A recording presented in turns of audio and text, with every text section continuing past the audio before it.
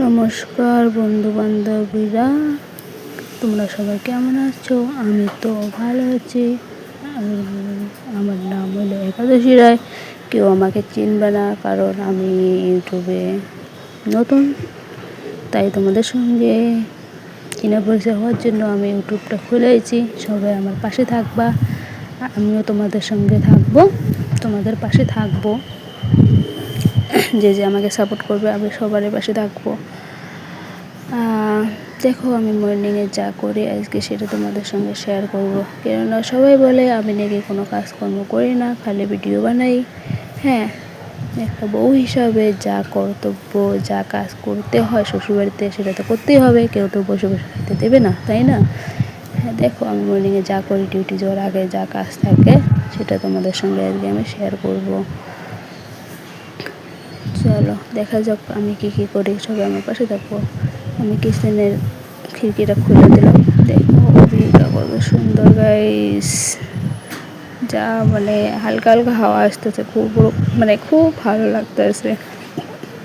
দেখো ভিউটা, দেখো এত সুন্দর ভিউ। বাহ, আজকে জানি না মর্নিংয়ে খুব ভালো লাগতেছিল ভিউটা দেখা। চলো দেখা যাক আমি কি করি, সবাই আমার পাশে থাকো।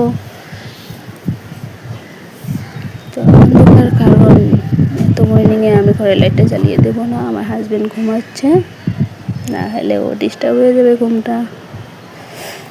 তাই আমি লাইটটা জ্বালিয়ে দিইনি। আমি বাথরুমে আসলাম, এখন আমি ব্রাশ করবো গাইস। এটা তো করতেই হবে, কেননা এটা না করলে কিচেনে তো যাওয়া যাবে না, তাই না? আমি এখন ব্রাশ করতেছি।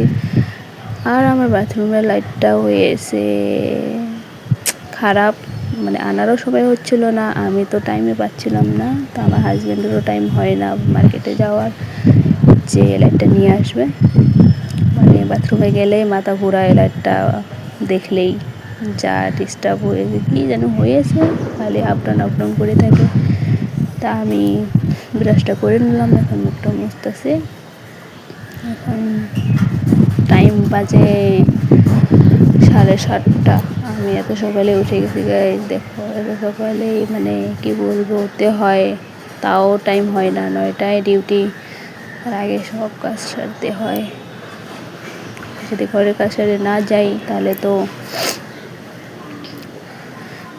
কি বলি, আর আমার হাজব্যান্ড আমাকে বলবে তোর জব করতে হবে না, ঘরের কাজ যদি সামলাতে না পারিস, জব সাইডাতে। বাইরের ভিউটা একটু তোমাকে দেখাবো। দেখো কত সুন্দর বাইরের ভিউটা। বাইরের ভিউ যা আজকে লাগতেছে না গাইস, একদম মনটা আমার একদম খুশি হয়ে গেছে বাইরের ভিউটা দেখে। দেখো তোমাদেরকেও দেখাচ্ছি, একদম এত মর্নিংয়ে রাস্তাঘাট একদম খালি। আর দেখো গাইস, আমি কিছু গাছ লাগিয়েছি, ফুলের গাছ লাগিয়েছি। দেখো গাছগুলো অনেক সুন্দর সুন্দর হয়েছে। এই গাছটা তো ফুলও এসে গেছে, কিন্তু আমি ফুলগুলোর নাম জানি না। কেউ যদি জানো আমাকে কমেন্টে বলবা। আর আমি মরুচ গাছ লাগিয়েছি। দেখো মরুচ ধরেছে গাছে, একটা দুটো করে খাওয়াটা হয়ে যায়। যখন ঘরে আমার হাজব্যান্ড বাজার করার টাইম পায় না, তখন তো আমি এইখান থেকেই মরিচিরা নিয়ে যায়, রান্না করে হয়ে যায়। দেখো এটা গাছ কি গাইস, সবাই বলবেন, আমি কিন্তু নাম জানি না।